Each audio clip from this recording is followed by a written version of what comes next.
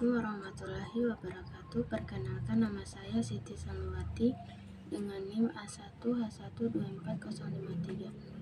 Bab 1. Hakikat manusia dengan pengembangannya. Sifat hakikat manusia. Sifat hakikat manusia adalah ciri khas yang membedakan antara manusia dengan hewan. 1. Pengertian sifat hakikat manusia. Secara prinsipil, jadi bukan hanya gradual membedakan manusia dari hewan. Meskipun antara manusia dengan hewan banyak kemiripan, terutama jika dilihat dari segi biologisnya. 2. Wujud sifat hakikat manusia. Sifat-sifat hakikat manusia meliputi 1. Kemampuan menyadari diri. 2. Kemampuan bereksistensi. 3. Pemilikan kata hati. 4. Moral. 5. Kemampuan bertanggung jawab. 6. Rasa kebebasan atau kemerdekaan. 7. Kesediaan melaksanakan kewajiban dan menyadari hak. 8. Kemampuan menghayati kebahagiaan. Dimensi hakikat manusia serta potensi keunikan dan dinamikanya. Ada 4 macam dimensi, yaitu 1. Dimensi keindividualan. Lisan mengartikan individu sebagai seorang, sesuatu yang merupakan suatu keutuhan yang tidak dapat dibagi-bagi, individu. 2. Dimensi kesosialan. Dimensi kesosialan adalah salah satu dimensi kemanusiaan yang dibawa manusia sejak lahir. Dimensi kesosialan dapat diartikan sebagai proses belajar untuk menyesuaikan diri dengan norma-norma kelompok, moral, dan tradisi. 3. Dimensi kesosialan. Dimensi kesosialan adalah pengembangan dimensi individual dan sosial manusia yang diatur oleh norma dan etika agar kedua dimensi tersebut seimbang. 4. Dimensi keberagaman. Dimensi keberagaman adalah variasi atau perbedaan yang membuat seseorang unik.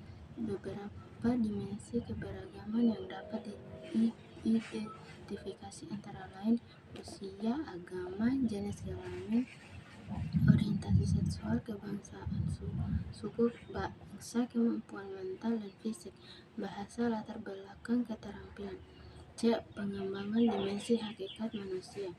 Pengembangan dimensi hakikat manusia adalah proses pembentukan manusia secara utuh melalui pendidikan yang berkualitas. 1. Pengembangan yang utuh. Pengembangan yang utuh adalah pengembangan yang memperhatikan berbagai aspek manusia, baik aspek jasmani maupun rohani. 2. Pengembangan yang tidak utuh. Pengembangan yang tidak utuh adalah pengembangan yang tidak menangani dengan baik unsur dimensi hakikat manusia yang terabaikan. Bab 2. Pengertian dan unsur-unsur pendidikan. A. Pengertian pendidikan. 1. Batasan tentang pendidikan. Pendidikan seperti sifat sasarannya, yaitu manusia, mengandung banyak aspek dan sifatnya yang sangat kompleks. Di bawah ini dikemukakan beberapa batasan pendidikan yang berbeda berdasarkan fungsinya. 1. Pendidikan sebagai proses transformasi budaya. 2. Pendidikan sebagai proses pembentukan pribadi. 3. Pendidikan sebagai proses penyiapan warga negara. 4. Pendidikan sebagai penyiapan tenaga kerja. 5. Definisi pendidikan menurut GBHN. 2. Tujuan dan proses pendidikan.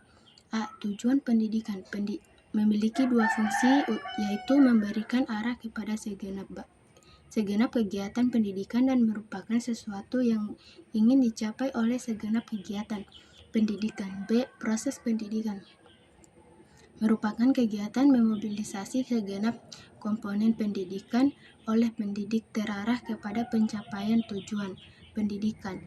3. Konsep pendidikan.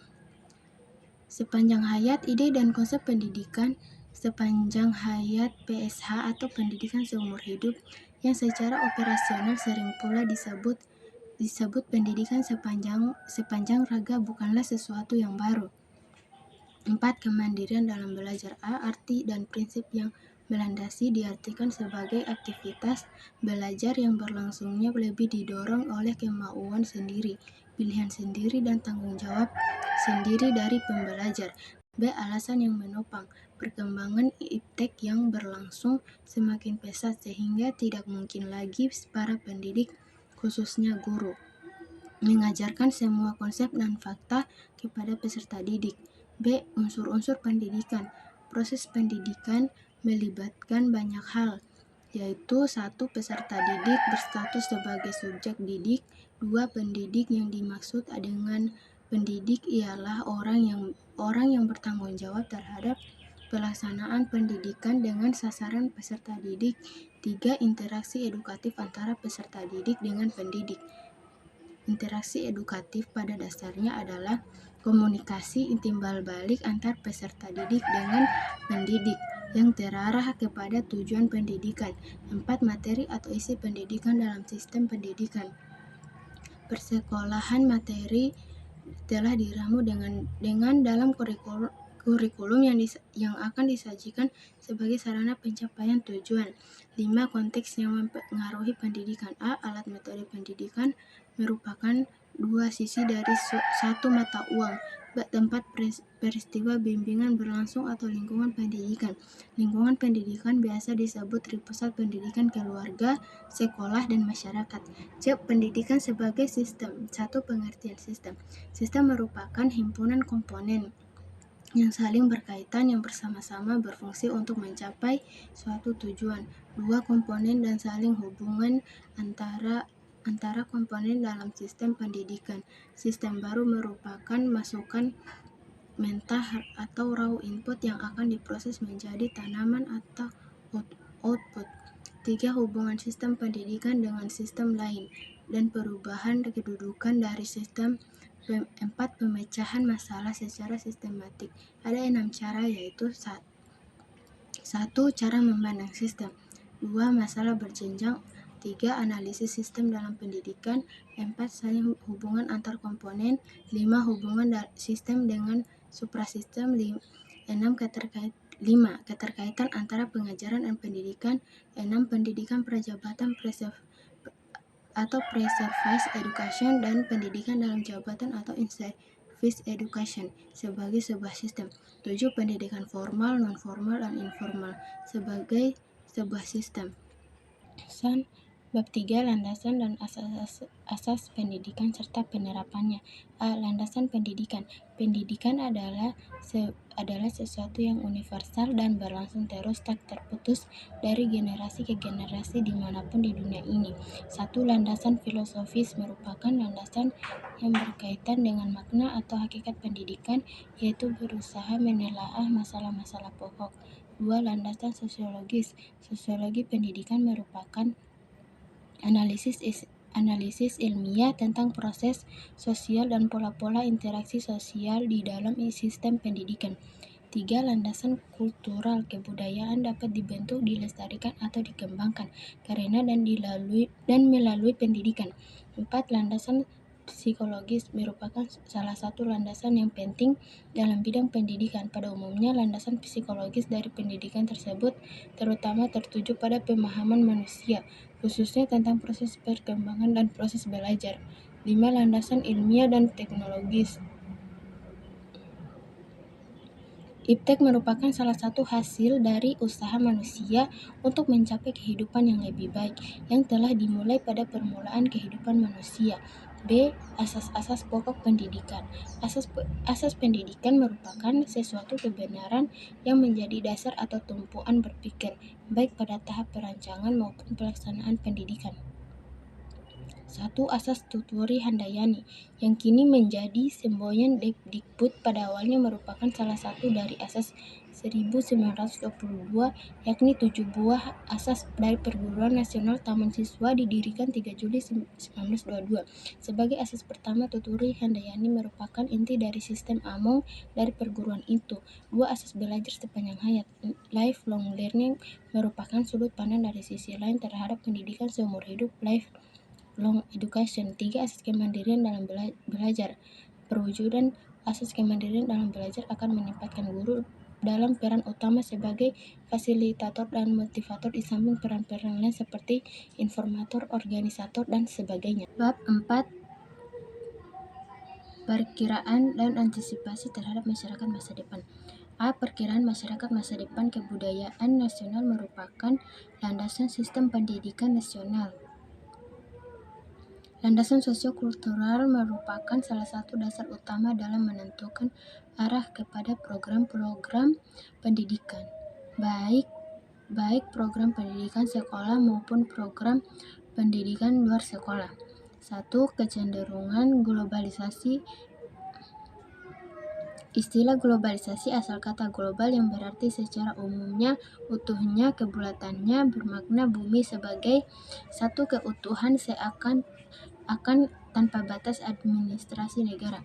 Dunia menjadi amat transparan serta saling ketergantungan antar bangsa di dunia semakin besar. Dengan kata lain, menjadikan dunia sebagai satu keutuhan, satu kesatuan. 2. Perkembangan ilmu, pengetahuan dan teknologi atau iptek. Perkembangan iptek yang semakin cepat. Era globalisasi merupakan salah satu ciri utama dari masyarakat masa depan. 3. Perkembangan arus komunikasi yang semakin padat dan cepat. Salah satu perkembangan iptek yang luar biasa adalah yang berkaitan dengan informasi dan komunikasi, utamanya satelit komunikasi, komputer, dan sebagainya. 4. Peningkatan layanan profesional. Salah satu ciri penting masyarakat masa depan adalah meningkatnya kebutuhan layanan profesional dalam berbagai bidang kehidupan manusia. B. Upaya pendidikan dalam mengantisipasi masa depan. Masyarakat masa depan dengan ciri globalisasi, kemajuan iptek, dan kesempatan menerima arus informasi yang padat dan cepat, dan sebagainya. Tentulah memerlukan warga yang mau dan mampu menghadapi segala permasalahan serta siap menyesuaikan diri dengan situasi baru tersebut. 1. Tuntutan bagi manusia masa depan atau manusia modern berdasarkan acuan normatif yang berlaku Undang-Undang Republik Indonesia Nomor 2 sampai 1989 beserta peraturan pelaksanaannya telah ditetapkan rumusan tujuan pendidikan di Indonesia yang dapat dianggap sebagai profil manusia di Indonesia di masa depan. 2. Upaya mengantisipasi masa depan. Seperti telah dikemukakan bahwa masyarakat Indonesia sedang beralih dari masyarakat agraris ke masyarakat industri dan masyarakat informasi. Oleh karena itu, kajian tentang upaya mengantisipasi masa depan melalui pendidikan akan diarahkan pada A. Perubahan nilai dan sikap, B. Pengembangan kebudayaan, dan C. Pengembangan sarana pendidikan. Bab 5. Pengertian, fungsi, dan jenis lingkungan pendidikan. A. Pengertian dan fungsi lingkungan pendidikan. Latar tempat berlangsungnya pendidikan itu disebut lingkungan pendidikan, khususnya pada 3 lingkungan utama pendidikan, yakni keluarga, sekolah, dan masyarakat. Dan fungsi lingkungan pendidikan adalah membantu peserta didik dalam berinteraksi dengan berbagai lingkungan sekitarnya atau fisik, sosial, dan budaya, utamanya berbagai sumber daya pendidikan yang tersedia agar dapat dicapai tujuan pendidikan yang optimal. B. Pusat pendidikan manusia sepanjang hidupnya selalu akan menerima pengaruh dari 3 lingkungan pendidikan yang utama, yakni keluarga, sekolah, dan masyarakat. Dan ketiganya disebut pusat pendidikan. Lingkungan pendidikan yang mula-mula tetapi terpenting adalah keluarga. 1. Keluarga merupakan pengelompokan primer yang terdiri dari sejumlah kecil orang karena hubungan semendat dan sedarah. Keluarga itu dapat terbentuk keluarga inti atau nukleus famili seperti ayah, ibu, dan anak, ataupun keluarga yang diperluas di samping inti ada orang lain, kakek, nenek, adik atau ipar, pembantu, dan lain-lain. 2. Sekolah merupakan sarana yang secara sengaja dirancang untuk melaksanakan pendidikan. 3. Masyarakat sebagai penyelenggara pendidikan baik yang dilembagakan jalur sekolah atau jalur luar sekolah maupun yang tidak dilembagakan jalur luar sekolah. C. Pengaruh timbal balik antara pusat pendidikan terhadap perkembangan peserta didik, khusus untuk faktor lingkungan. Peranan pusat pendidikan itulah yang paling menentukan, baik secara sendiri-sendiri ataupun secara bersama-sama. Bab 6. Aliran-aliran pendidikan. A. Aliran klasik dan gerakan baru dalam pendidikan. Aliran-aliran klasik yang meliputi aliran-aliran empirisme, nativisme, naturalisme, dan konvergensi merupakan benang-benang merah yang menghubungkan pemikiran-pemikiran pendidikan masa lalu, kini, dan mungkin yang akan datang. 1. Aliran-aliran klasik dalam pendidikan dan pengaruhnya terhadap pemikiran pendidikan di Indonesia. A. Aliran empirisme bertolak dari Lockean tradision yang mementingkan stimulasi eksternal dalam perkembangan manusia dan menyatakan bahwa perkembangan anak tergantung kepada lingkungan, sedangkan pembawaan tidak dipentingkan. B. Aliran nativisme bertolak dari Leibnizian tradition yang menekankan kemampuan dalam diri anak sehingga faktor lingkungan, termasuk faktor pendidikan, kurang berpengaruh terhadap perkembangan anak. C. Aliran naturalisme bahwa pendidikan yang diberikan orang dewasa malahan dapat merusak pembawaan anak yang baik itu. D. Aliran konvergensi umumnya diterima secara luas sebagai pandangan yang tepat dalam memahami tumbuh kembang manusia. Pengaruh aliran klasik terhadap pemikiran dan praktek pendidikan di Indonesia, khusus dalam persekolahan. Kini terdapat sejumlah pendapat yang lebih menginginkan agar peserta didik lebih ditempatkan pada posisi yang seharusnya, yakni sebagai manusia yang dapat dididik dan juga dapat mendidik dirinya sendiri.